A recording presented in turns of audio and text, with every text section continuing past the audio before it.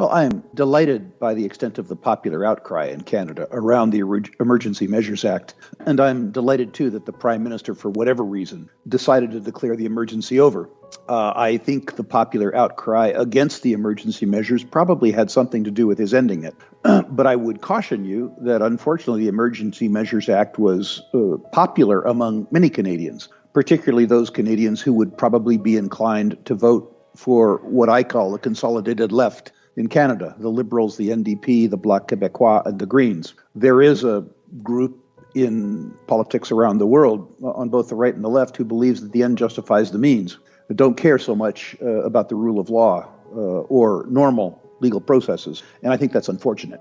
What I personally object to in Canada was the fact that there are agreed upon recourses for people who believe that other people are acting illegally, that is to say, the Canadian courts. And traditionally in Canada, the Prime Minister would have availed himself of the court to have the court to declare the unlawful assemblage on public thoroughfares and the blockage of the border illegal. And having obtained that ruling, if he did, he could then ask law enforcement to enforce the order. What he did was very different. He chose to bypass the courts, and for that matter, largely bypass the legislature, and act by executive decree, both in terms of declaring the occupation illegal and also in terms of ending it, but in a much more draconian sense, by attaching financial assets to those who had given support to an action that was, at least at the time that they had given support to it, not illegal. The idea that he used the power of the federal government to use the financial service system to stifle dissent, freedom of speech, from a political rather than a legal point of view, is horrifying. Now, predictably, there was outrage and confusion about this around the world. It should be noted that his order, at least as it was stated, applied to those who had supported the truckers' convoy. And I got 500 emails from Americans saying, "Are my Canadian assets safe?" Well, pursuant to the order, if you weren't among the people who supported the trucker, the answer in that context was yes. Looking further down the road, of course, this draconian adventure into private property rights is something that people need to be concerned about, not just in Canada, but around the world. People asked me, too, because of my large shareholdings in Sprott, whether the Canadian government was in a position to gather those assets. And I want to say that while I'm horrified about the long-term implications of the Prime Minister's Act, the actions that he took would not have applied to Sprott assets. First of all, the individual shareholders don't technically own the assets in the vault at the Royal Canadian Mint. They're owned by the trust. And what the Prime Minister would had to have done is to affect his scheme extraterritorially, which is to say seize the shareholdings of those people who held shares in the Sprott Physical Trust through the facilities of the New York Stock Exchange Clearing Corporation. That seems to me to be a stretch too far. That isn't to say that people shouldn't be concerned about this type of imperial overreach by the government of Canada.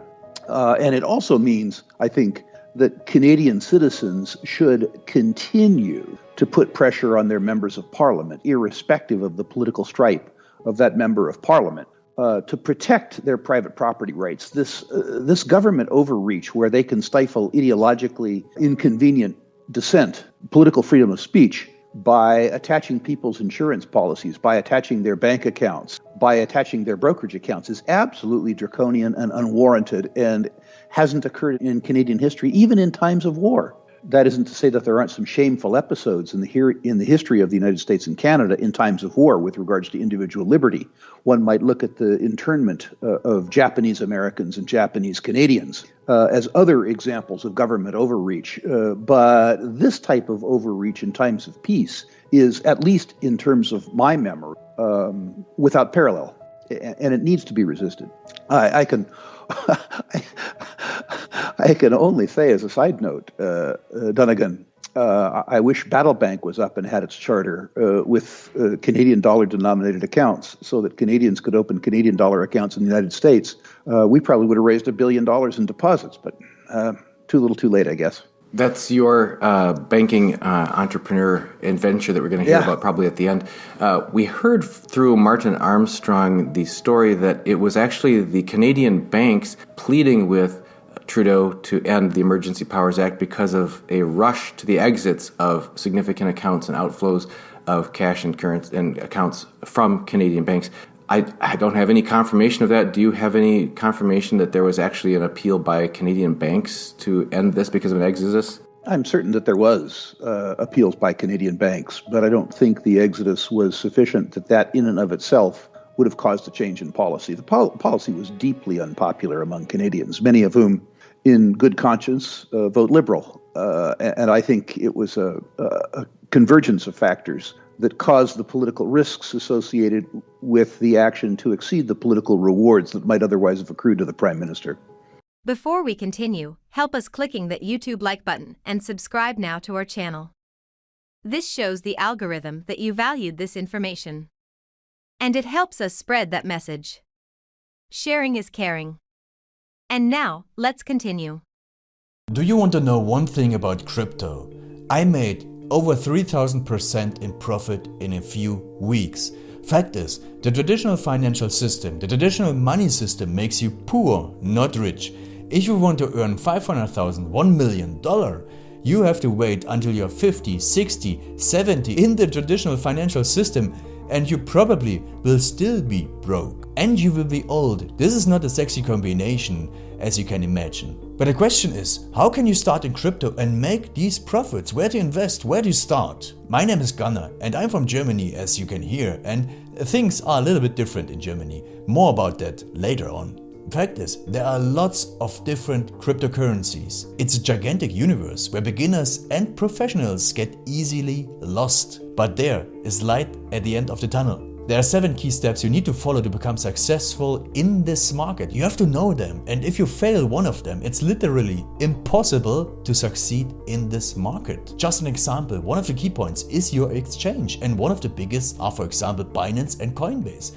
These are trusted and well-established exchanges, but, and this is a big but, you won't find the super profitable coins on those exchanges. The unknown super profitable coins that get gigantic profits are not traded on those kind of exchanges. They are traded on much smaller insider platforms that are barely known. And I can tell you what those super secret exchanges are and why they are so profitable. And another super important thing are the right information sources. The point is, the internet is gigantic. There are hundreds and hundreds of YouTube channels, blogs, pages, and much more. And there are also market makers and influencers. For example, Elon Musk, he is not a crypto guy, but the moment he recommended Dogecoin, it went through the roof, to the moon, so to say. But why did he recommend it?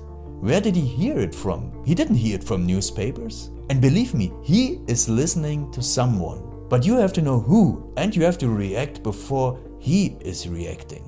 This is really important. And these are only 2 of the 7 steps you have to follow in order to be successful in crypto. And if you want to know all of these steps in much more detail, and if you want to have a comprehensive checklist, here's what you should do. There is a link below this video. Click on this link and you will get the opportunity to subscribe to my channel. Click on the link and you will see a video where I explain the next steps. So see you soon. Click on the link now. I'll see you there.